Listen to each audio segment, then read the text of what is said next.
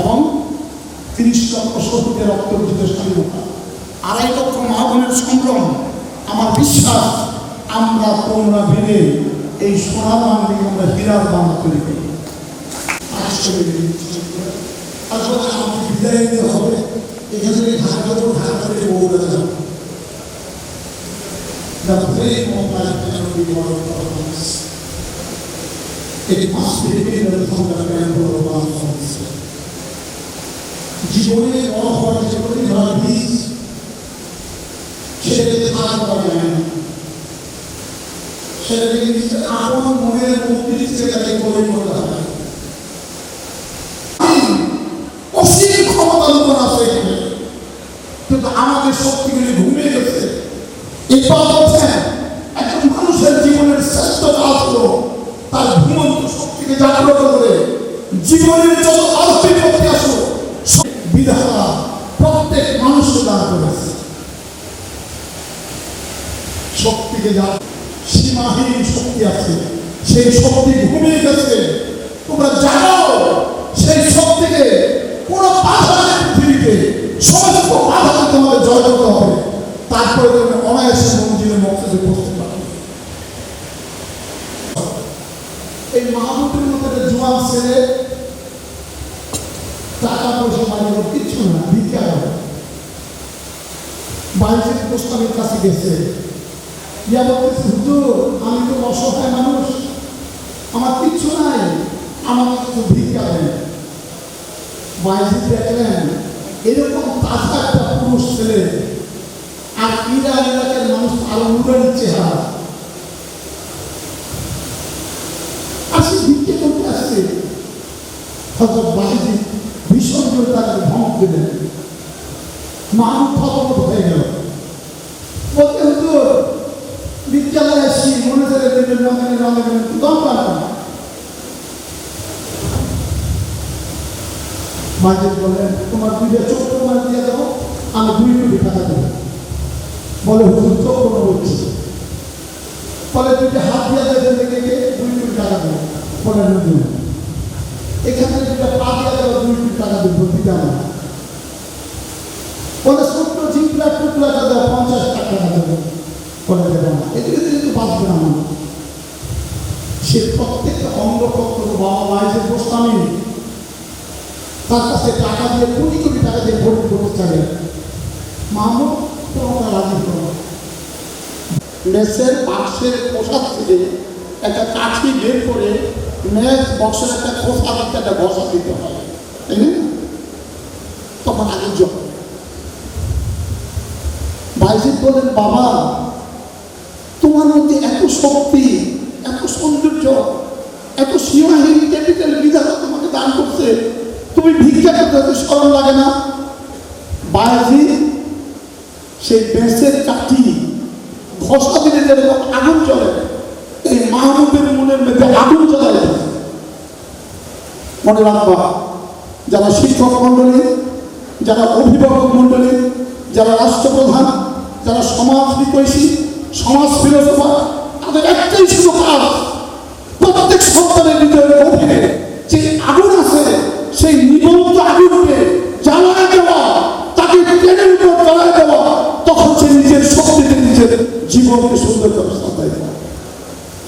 আমি শিক্ষক মন্ডলীর কাছে আবার নিবেদন, teachers are the beacon of the simple truth that the total ingredients of the whole world depend upon them.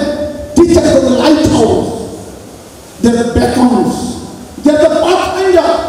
শিক্ষক মন্ডলী হলো আলোকবর্তিকা, অন্ধকার মনের মধ্যে সে আলো উপরে জ্বালা দিবে এবং সমস্ত পৃথিবীকে তার সন্তানরা আলো দেবে। আমি হৃদয়ের গভীর থেকে একটা নিবেদন করে চাই করে আপনাদের সকলের কাছে। আপনারা, আমি জানি বাংলাদেশের কনটেক্সটে অনেক ভালো শিক্ষক, অনেক ভালো প্রতিষ্ঠান, শ্রেষ্ঠতম। আমি সমস্ত বাংলাদেশের শিক্ষক মন্ডলী যারা আছেন তাদের কাছে নিবেদন করে যাই, আমাদের সন্তানদেরকে নিজের সন্তান মনে করে, এটাকে ব্রত মনে করে, এটা কোনো চাকরি না, 9টা 5টা না, সমস্ত মনের মাধুরী দিয়ে আমাদের সন্তানকে তৈরি করেন। 30 লক্ষ শহীদের রক্ত আমাদের দিকে যে টানতেছে, আমাদের ঋণ হয়তো কিছুটা পুরো হবে, আমরা সেটা করতে পারি। আব্রাহাম লিঙ্কন তার বড় ছেলেকে স্কুলে ভর্তি করে দিয়ে হেডমাস্টারের কাছে চিঠি লিখছিলেন। হেডমাস্টারের কাছে আব্রাহাম লিঙ্কন তার বড় ছেলেকে ভর্তি করে দিয়ে হেডমাস্টার সাহেবকে একটা চিঠি লিখছিলেন। সেই চিঠিটা আমি একটু পাঠ করি। এটাই আপনার কাছে আমার বিশেষ নিবেদন। সব মানুষ সত্যনিষ্ঠ নয়, তাকে শিখাবেন প্রত্যেক খারাপ মানুষের মাঝেও একজন বীর পুরুষ থাকতে পারে। প্রত্যেক স্বার্থপর সন্তানকে শিখাবেন প্রত্যেক শত্রুর মাঝে একজন বন্ধু থাকতে পারে। আমি জানি এটা শিখতে তার সময় লাগবে, তবু যদি পারেন তাকে শিখাবেন $5 কুড়িয়ে পাওয়ার চেয়ে একটি উপার্জিত ডলার অধিক মূল্যবান। পেশা থেকে আমার সন্তানকে দূরে থাকার শিক্ষা দিবেন। যদি পারেন নীরব হাসির গোপন সৌন্দর্য তাকে শেখাবেন, সে যেন আগে ভাগে এই কথা বুঝতে পারে। যারা আমার পুত্রকে শিখাবেন বিদ্যালয়ে নকল করার চেয়ে অকৃতকার্য অনেক বেশি সম্মানের কাজ, প্রতি ভদ্র আচরণ করতে, অসলদের প্রতি কঠোর করতে। আমার পুত্র সে যেন সবার কথা শোনে এবং তাকে সত্যের পর্দায় থেকে শুধু ভালোটাকে গ্রহণ করে এই শিক্ষাও তাকে দিবেন। যারা নির্মম তাদেরকে সে যেন ঘৃণা করতে শিখে। আর অতিরিক্ত আরাম আয়াস থেকে আমার সন্তানকে সাবধান রাখবেন। এর প্রতি তার জন্য সুমহান আস্থা থাকে, আর তখনই তার আস্থা থাকবে সমস্ত মানব জাতির উপর। আমি এই চিঠিটা আজকে আমাদের মহান তাপস চট্টগ্রাম কলেজের সেই মহামান্য প্রিন্সিপাল স্যার, তা দেখতেছেন হুজুরের জুতাগুলি খুব ময়লা। মামা বলে আর কি করবো, কোনো কাজ কাম তো টাকা পয়সা নাই, ক্রেডিটেরও নাই। হুজুরের পায়ের মধ্যে গিয়ে ধরছে। হুজুর বলে তুমি কে? বলে হুজুর আপনার জুতাগুলি অনেক ময়লা হয়ে গেছে, আমি একটু সাফ করে দেবো। হুজুর দেখছে বাচ্চা মানুষ, তোমাদেরকে দেখে তো মায়া লাগে, তোমরা নিষ্পাপ, তোমরা সরল সহজ সাধারণ, তোমরা নেচে যাও, সেই জন্য তোমাদেরকে দেখে আদর লাগে, মায়া লাগে। হুজুর বলে তাড়াতাড়ি করো বাবা, আমার সময় নেই। মাহমুদ মনে রাখবা, জীবনে বড় হওয়ার কৌশল, জীবনে বড় হওয়ার সিক্রেট, জীবনের সমৃদ্ধি লাভ করার সিক্রেট মাহমুদ স্যারের জুতা এরকম ভাবে পরিষ্কার করছে, এখন জুতাকে আয়নার মতো মনে হইতেছে, জুতার মধ্যে চেহারা দেখা যায়। হুজুর খুশি হইয়া মাহমুদকে, এমনি নর্মালি আমরা 5 টাকা দিয়ে জুতা সাফ করলে 100 টাকা দিয়ে গেছে।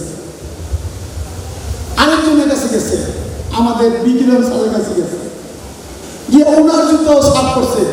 হুজুরও খুশি হয়ে 200 টাকা দিয়ে দিচ্ছে। কয়েক সপ্তাহে মাহমুদ হাজার হাজার টাকা কামাই করে দিচ্ছে। এখন একটা জুতার দোকান দিচ্ছে, দোকানের মধ্যে ওই দুলা দুলহান যারা বিয়ে সাথে করে তাদের খুব ভালো মিস্ত্রি রাখছে, খুব ভালো মেশিন কিনছে, এত সুন্দর জুতা তৈরি করে মানুষ খুশি হইয়া 500 টাকা করে 2000 4000 টাকা দিয়ে যায়। আমরা কাজ করি, কাজকে ভালোবাসি না। আমরা লেখাপড়া করি, লেখাপড়াকে জীবনের ব্রত মনে করি না। আমরা শিক্ষকতা করি, শিক্ষকতাকে জীবনের ব্রত হিসাবে মনে করি, আমরা কাজ করি না। মাহমুদ কয়েক বছরে কোটি কোটি টাকার মালিক হয়ে গেছে।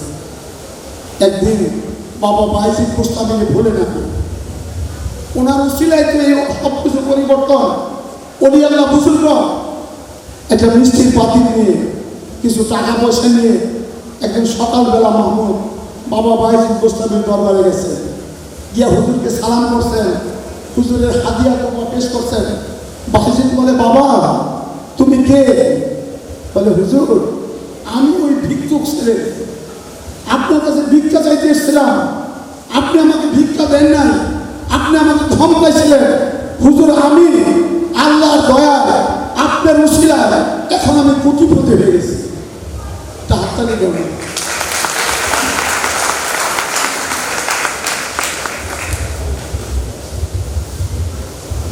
বাইজিদ বলেন, বাবা আমি তোমাকে ধমকাই নাই, আমি দেখছিলাম তোমার ভিতরে আগুন আছে, আমি তো তোমার ভিতরে আগুনটা জ্বালাই দিয়েছিলাম স্পটে। এখন তোমাদের ভিতরে যে আগুন আছে, এই আগুন জ্বালানোর 2টা ট্যাবলেট আমি করব। সেই ট্যাবলেট 2টা সময় কত কাছে জানি না, আমার তারা আছে। সরি, আমি প্রিন্সিপাল স্যারকে বলছি একদিন একটা প্রোগ্রাম করতে সমস্ত কলেজের ছাত্রদেরকে নিয়ে, শুধু সায়েন্সের না, সবাইকে নিয়ে আমি ইনশাআল্লাহ যদি বেঁচে থাকি 2-3 ঘন্টা বক্তৃতা দেব। বক্তৃতা না, আমি 100 টাকার গোলাপীর থেকে কিভাবে আসলাম, এই সিক্রেট কথাগুলো তোমাদের কাছে আমি বলবো। আমাদের 2-3 ঘন্টা সময় আমি স্যারের কাছে বলছি, স্যার বলছে আমি করবো। আমি তোমাদেরকে একটা ট্যাবলেট বলছি, জীবনে বড় হওয়া, জীবনে কামিয়াবি অর্জন করা। No one ever attained very eminent success by simply doing what is required of him. It is the amount of excellence what is over and above the required determines the greatness of ultimate distinction. কোনো মানুষ শুধুমাত্র প্রয়োজন মাফিক কাজ করে জীবনে বড় কোনো সাধনা, বড় কোনো অর্জন সৃষ্টি করতে পারবে না। আমাদের বিকিরণ স্যার 21 পদক পাইছে, কত সরল সহজ মানুষ, কি সুন্দর বক্তব্য, জীবনের স্মৃতিচারণ করছে। এমনি হয় না, অনেক কাকুরি পড়ছে, অনেক বিনিদ্র রজনী পাশ করছে, অনেক তপস্যা সাধনা করছে। বলতেছেন কোনো মানুষ যদি শুধুমাত্র তার প্রয়োজন মাফিক কাজ করে, সে জীবনে কোনো বড় কামাই অর্জন করতে পারবে না। একজন মানুষ জীবনে কত বড় হবে, কত সমৃদ্ধি, সুনাম, সুখ্যাতি অর্জন করবে, সেটা নির্ভর করবে তুমি প্রয়োজনের অতিরিক্ত কতটুকু কাজ করবে। যারা সাধারণ মানুষ তারা কাজ করে সকাল 9টা থেকে বিকাল 5টা, আর যারা অসাধারণ মানুষ তারা কাজ করে সকাল 5টা থেকে রাত্র 9টা। আর যারা মহাসাধারণ তারা ঘুমায় না। আলবা এডিসন 1000 আবিষ্কার করেছে, যেদিন শুয়েছে ওদিন মারা গেছে। এই লাল বাল্ব আবিষ্কার করতে 10,000 বার ফেল করছে, তারপরে তিনি সাকসেস হয়েছে। যেদিন শুয়েছে সেদিনই মারা গেছে। তোমাদেরকে 1 নাম্বার ট্যাবলেট দিলাম, তোমরা জীবনে কত বড় হবে সেটা নির্ভর করবে তোমরা প্রয়োজনের অতিরিক্ত কতটুকু কাজ করবে। তুমি 6 ঘন্টা লেখাপড়া করবে, পরীক্ষায় পাশ করবে, 10 ঘন্টা করবে, তুমি ডিভিশন পাবে, আর 16 ঘন্টা তুমি লেখাপড়া করো, তাহলে তুমি ডিস্টিংশন স্টার 5+A পাইবে।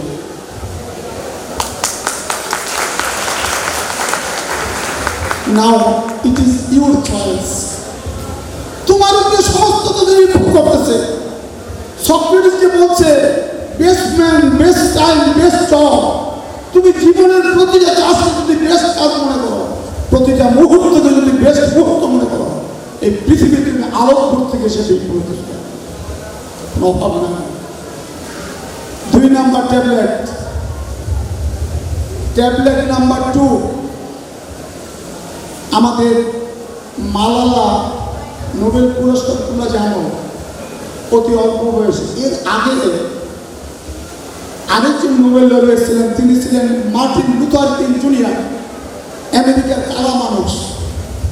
তার একটা বিখ্যাত বক্তৃতা আছে, dream, I have a dream, I have a dream. তিনি বলতেন যে একদিন এই আমেরিকা, এই কালো চামড়ার মানুষরা শাসন করবে সাদা চামড়ার মানুষদেরকে। I have a dream. Barack Obama is the dream of Martin Luther King Jr.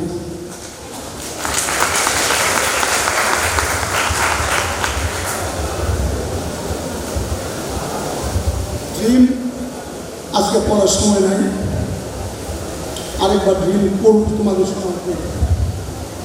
তো মার্টিন লুথার কিং বলছে, আপনারা তোমরা বলতে পারো কাকুর মিজান, আপনি কোন কালে 100 টাকা বেতনে চাকরি করছেন আমরা দেখিও নাই শুনতেছি। আপনি তো এখন মাসাল্লাহ মিল ফ্যাক্টরি কাজ হাজার হাজার মানুষ একসাথে কাজ করতেছেন, প্রতিদিন আপনার টাকা বাড়তেছে, ট্যাক্স বেশি দিতেছেন, এমপ্লয়মেন্ট মাসাল্লাহ সব করতেছি, ইয়েস। কিন্তু আমি শুরু করছি কিন্তু 100 টাকা বেতন থেকে। তোমরা বলতে পারো আঙ্কেল আমাদের তো টাকা নাই, পয়সা নাই, বাড়ি নাই, ঘর নাই, অফিস নাই, আদালত নাই, মেশিন নাই, টুলস নাই, ক্যাপিটাল নাই, আমাদের কি হবে? শোনো, তোমাদের জন্য সব আছে, কোনো বাধা নাই।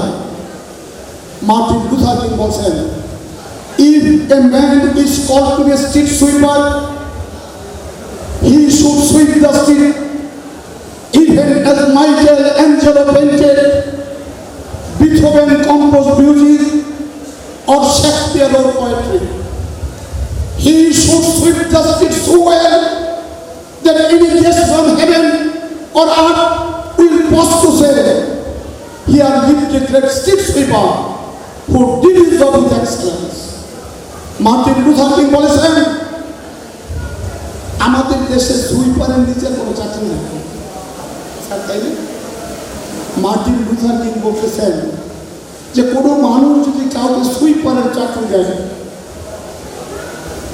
আর সেই সুইপার যদি সেরকম গভীর মনোযোগ, আত্মপ্রত্যয়, সাধনা, একাগ্রতা, মনের গভীর থেকে তার সুইপারি কাজ করে, যেরকম মাইকেলেঞ্জেলো ইটালির পেইন্টার দিনের পর দিন, মাসের পর মাস, বছরের পর সারা জীবন কাজ করেছে, তার এক একটা পেন্টিং এখন কোটি কোটি ডলারে বিক্রি হয়। মাইকেলেঞ্জেলো যে গভীর প্রত্যয়ের সাথে পেন্টিং এর কাজ করতেন, মার্টিন লুথার কিং বলতেছেন সেই রাস্তার ঝাড়ুদার যদি মাইকেলেঞ্জেলোর মতো মন নিয়ে গভীর তপস্যা সাধনার সাথে তার সুইপারের কাজ করে, শেক্সপিয়ার দিন রাত পড়িতেন, বিথোভেন পৃথিবীর শ্রেষ্ঠতম সঙ্গীতের সম্রাট ছিলেন বিথোভেন, তিনি ধ্যানদাস ছিলেন। মার্টিন লুথার কিং বলতেছেন মাইকেলেঞ্জেলো যে গভীর তপস্যা নিয়ে পেন্টিং করতেন, শেক্সপিয়ার দিন রাত পরিশ্রম করে কবিতা, ড্রামা লিখতেন, বিথোভেন 40 বছর টানা পরিশ্রম করেছেন সঙ্গীতের জন্য। এই রাস্তার ঝাড়ুদার যদি সেরকম মন নিয়ে তার সমস্ত কাজের আঞ্জাম দেয়, এই পৃথিবী অথবা সবচেয়ে যে কোনো মেহমান আছো, তিনি ক্ষণিকের জন্য বাধ্য হয়ে দাঁড়াইতে এবং বলবেন এখানে একজন মহান ঝাড়ুদার ছিল যে তার সমস্ত সত্তাকে উজাড় করে কাজ করে গেছে। আমরা বড় লোক হতে চাই, পরিশ্রম করতে রাজি নাই। আমরা সুনাম সুখ্যাতি চাই, আমাদের বিশ্বস্ততা নাই। আমরা কামিয়াবি অর্জন করতে চাই, পরিশ্রম করতে রাজি নাই। তোমরা মনে রাখবে, গাছটা লাগাইলে ফল খাইতে পারবে না, আবার তাল গাছ লাগাইলে বেল খাইতে পারবে না। তাল গাছে তাল ধরে, বেল গাছে বেল, কাঁঠাল গাছে কাঁঠাল হয়, সরিষায় বেল। তোমরা যে কাজ করবে সেই কাজের ফল আল্লাহ তোমাদেরকে দান করবে। তোমরা আমাদের সন্তান, আমাদের হৃদয়ের ফল, আমাদের ভবিষ্যৎ স্বপ্ন। তোমরা জীবনের মুহূর্তকে কাজে লাগাও, এই সুযোগ সুবিধাকে কাজে লাগাও, আর সময়কে নষ্ট করো না। আল্লাহ তোমাদেরকে এক একজনকে বিশ্ববিদ্যালয়, এক একজনের আলোর পত্রিকা হিসেবে আমরা সম্মানিত করব।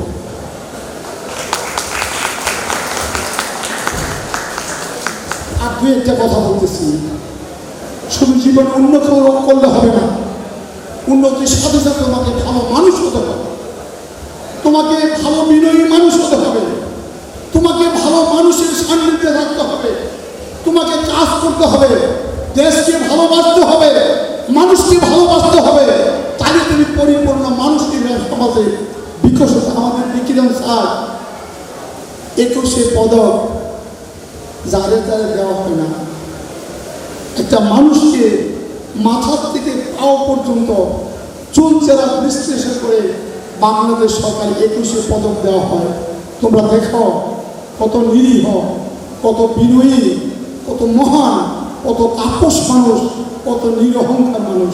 আমি এই জীবন সম্বন্ধে আপনি একটা কথা বলেন, আমার কথা শেষ করি। জালালউদ্দিন রুমি বলছেন, দরবাহারা কায়সা ওয়াচার সবজে সম খাক সোদা গুল বরুজাত রঙে রং সালাহাতু সঙ্গে বুদ্ধি দিল খারাপ আজ মুরা এক জমানে খাতে বাস। মাওলানা রুমি বলছেন যে পৃথিবীতে প্রতি বছর একটা বসন্তকাল আসে, এরকম শত শত ঋতুরাজ বসন্তের দ্বারা তুমি কোনোদিন কঠিন পাথরে সুজলা সুফলা বাগান ফলমূল জন্মলাভ করতে দেখেছ? মাটি হয়ে যাও, তাহলে নানা রঙের ফুল এতে জন্মলাভ করবে। ফুলের বাগান কেবল মাটিতেই জন্মে থাকে, পাথরে নয়। দীর্ঘদিন অন্তর বিদারক পাথর হয়ে রয়েছ, পরীক্ষামূলক ভাবে হলো অল্প সময়ের জন্য মাটি হয়ে যাও, দেখতে পাবে তোমার ভিতরে কত সুন্দর সুন্দর ফলে ফুলে পরিপূর্ণ উদ্যান জন্মলাভ করেছে। পাষাণ হৃদয়ে আল্লাহর মারেফাতের উদ্যান কোনোদিন জন্মে না, এতে ফুলও ফোটে না, ফলও ধরে না।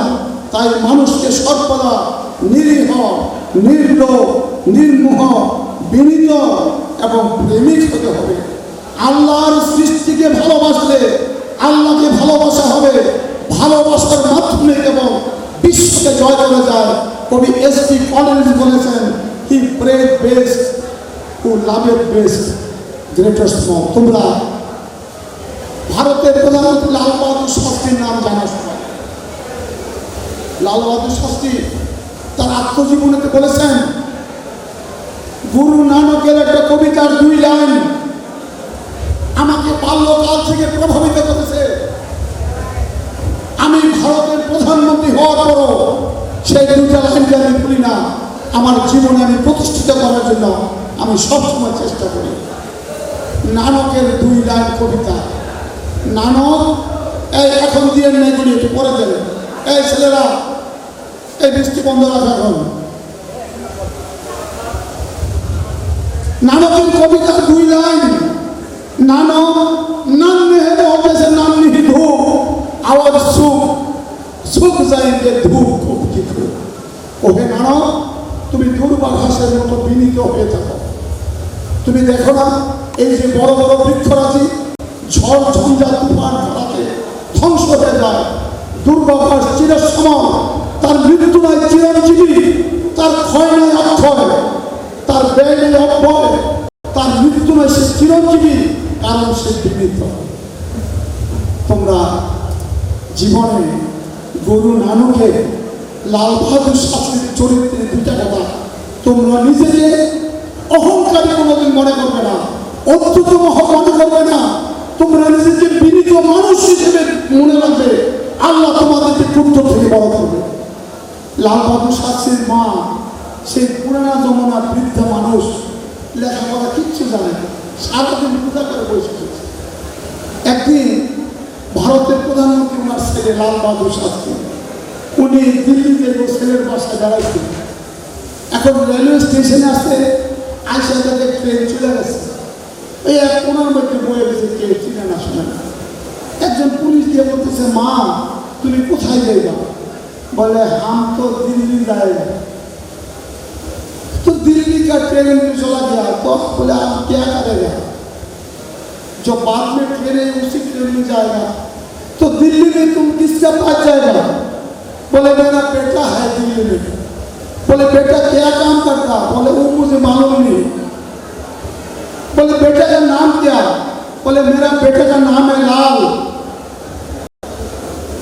और दुनिया में तो लाल बहादुर शास्त्री का है।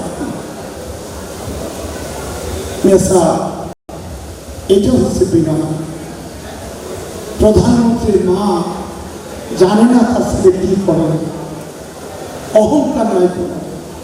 আমরা সত্যিকার যদি দুর্বাঘাস হতে পারি, তোমরা যদি দুর্বাঘাসের মতো হতে পারো, নিরহংকার হতে পারো, আল্লাহ তোমাদেরকে পুত্র থেকে বড় করবে।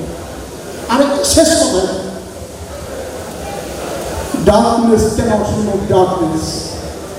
Only light can do that. hate cannot remove hate, only love can do that. The most important, the most urgent, the most persistent question before all of us, what we are trying, what we are thinking, what we are doing for others. আপনাদের এই বিব্রত হইতে আসে নাই তো হবনি পড়ে সকলের তরে সকলে আমার প্রত্যেকে আমার পড়ে নদী কবু পান নাহি করে নির্জন তরুবর নাহি গায়ে নিজ নিজ ফল গাভী কবু নাহি করে নিজ দুগ্ধ পান কাষ্ঠ দর্প হয়ে করে পরে অন্নদান স্বর্ণা করে নিজ রূপে অপরে শোভিত বংশী করে নিঃস্বরে অপরে মুক্ত শস্য জন্মাইয়া নাহি খায় জল ধরে সাধু ঐশ্বর্য শুধু পরহিত তুমি জীবনে কত বড় হবে সেটা নির্ভর করবে তুমি মানুষের মধ্যে কতটুকু কাজ করবে। এই আরেকটা ট্যাবলেট তোমাদেরকে আমি দিয়ে যাই। আমার নবীজি বলছেন, এই বইটা লিখছেন কলকাতা হাইকোর্টের চিফ জাস্টিস ছিলেন আব্দুল্লাহ সরওয়ার্দী, হুসেন শহীদ সরওয়ার্দীর বাবা। 1905 সালে তিনি আরবি থেকে বাংলাতে আমাদের নবীজির হাদিস ইংরেজিতে ট্রান্সলেট করছে। আমাদের মুস্তফা জামান আব্বাস উদ্দিন সাহেবের ছেলে এটাকে বাংলায় ট্রান্সলেট আমাদের জন্য নবীজির অমীয় বাণী। এই বইটা সূচনা লিখছে গান্ধী। এই বইটা লিও টলস্টয় রাশিয়ার বিখ্যাত মনীষী মৃত্যুর পরে তার ওভারউডের বইয়ের মধ্যে এই বইটা পাওয়া গেছিল। এই বইটা রাসূলের পাকের অমীয় বাণী, হাদিসের বাণী। এপিজে আব্দুল কালাম ভারতের প্রেসিডেন্ট, তিনি একবার দিল্লিতে ইউনিভার্সিটির তোমাদের মতো ইয়ার 25-30 হাজার ছাত্রছাত্রীর একটা কনফারেন্স বড়, উনি বক্তৃতা দেবেন কিনুট স্পিকার। তিনি ওনার বন্ধু ছিলেন ওয়াই.এস. রাজন। তিনি মাদ্রাসের বেদিক ধর্মের মহাগুরু, মহাপণ্ডিত মানুষ। তোমরা গুগলে যাও ওয়াই.এস. রাজন, বিশ্ববিখ্যাত মনীষী, মহাজ্ঞানী তাপস। এপিজে আব্দুল কালাম বন্ধুর কাছে গেছে, বলতেছে, বন্ধু আমি 25-30 হাজার যুবক যুবতী যাদের জীবনের গভীরে অনেক বড় স্বপ্ন আছে, যারা জীবনে বড় হতে চায়, তাদের উদ্দেশ্যে আমি বক্তৃতা দিতে যাব। তুমি আমাকে একটু বুদ্ধি দাও, আমি আমার সন্তানদেরকে ভালো মানুষ করার জন্য ক্যারেক্টার, মূল্যবোধ, এথিক্স, মোরালিটি এবং জীবনের কর্ম নৈপুণ্যতা একটা পরিপূর্ণ আলোচিত মানুষ আর মানুষের আমি তাদেরকে কি উপদেশ দিতে পারি, আমার একটু উপদেশ দেয়। ওয়াই.এস. রাজন বেদিক ধর্মের গুরু 3টা উপদেশ দিলেন। এই 3টা উপদেশ ছিল আমার রাসূলের পাকের এই বাণী। এই 3টা উপদেশ দিয়ে আমি শেষ করব। 1 নম্বর, কোন কাজকে বলা যাবে শ্রেষ্ঠ কাজ? রাসূলের পাক নামাজের কথা বলেন না, কারণ নামাজ তো মুসলমানরা পড়ে, হিন্দুরা তো ইবাদত করে অন্যভাবে, ইসাইরা অন্যভাবে করে, কিন্তু নবীজি যে সমস্ত পৃথিবীর মানুষের নবী, তার চিন্তা চেতনা কথাবার্তা সমস্ত বিশ্ব মানবতাকে কেন্দ্র করেছিল। বললেন কোন কাজকে বলা যাবে শ্রেষ্ঠ কাজ? দয়াল নবীজি বলেন মানুষের মনকে প্রফুল্ল করতে সাহায্য করা, ক্ষুদিতকে অন্ন দান করা, ক্লিষ্টকে সাহায্য করা, ব্যথিতের ব্যথা লাঘব করা, আর মজলুমের পাশে দাঁড়িয়ে অন্যায়ের বিরুদ্ধাচরণ করা। 2 নম্বর, এই কালে দিলে জীবনে কিচ্ছু করতে পারবে না।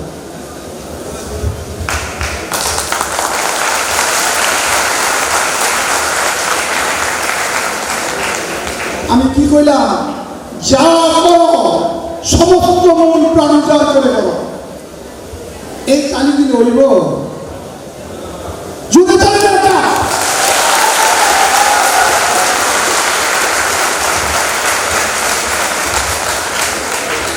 এইবার মনে হয় তোমাদের থেকে আমি জানতে যাইতে পারবো।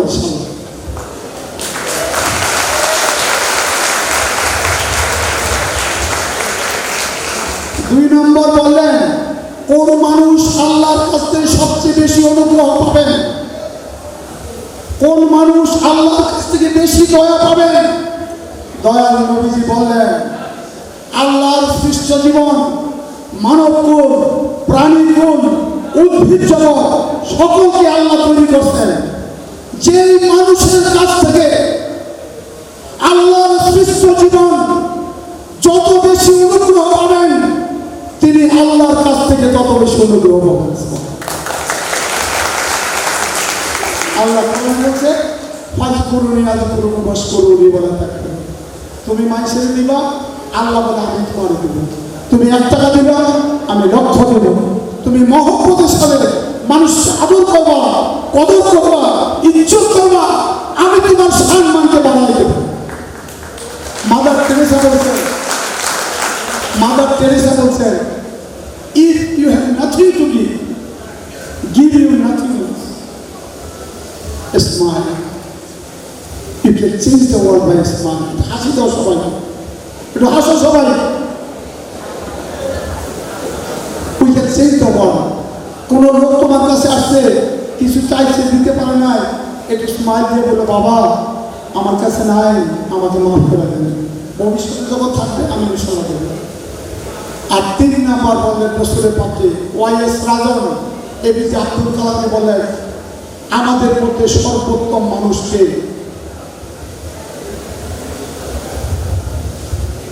রসুলের পাক সাল্লাল্লাহু আলাইহি ওয়াসাল্লাম বললেন, তোমাদের মধ্যে তিনি সর্বোত্তম, যার দ্বারা মানব জাতির কল্যাণ সাধিত হয়।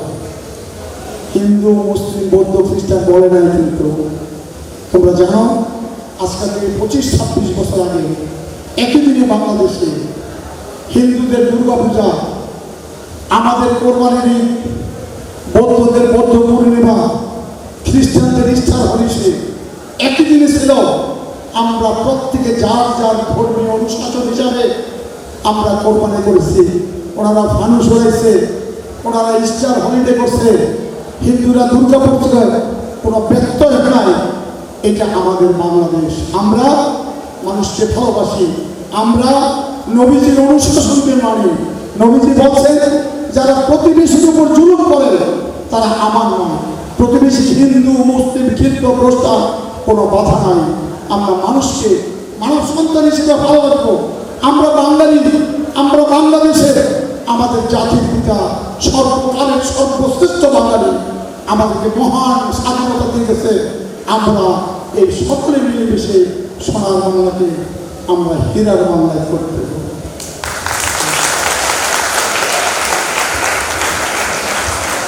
জয় বাংলা, জয় বঙ্গবন্ধু, বাংলাদেশ চিরজীবী হোক।